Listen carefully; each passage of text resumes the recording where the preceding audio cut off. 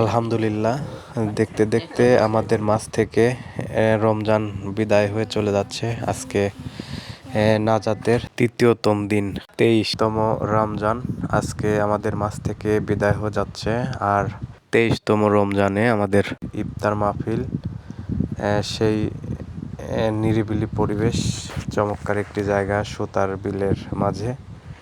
অনেকেই দেখতে পাচ্ছি বিভিন্ন জায়গা থেকে এসে জায়গায় জায়গায় বসে সুন্দর পরিবেশে ইফতার নিচ্ছে। তো আমরাও আজকে কয়েকজন মিলে ইফতারটা নিরিবিলি পরিবেশে মাঠের মধ্যে নিলাম। তো আলহামদুলিল্লাহ, অনেক ভালো লাগছে।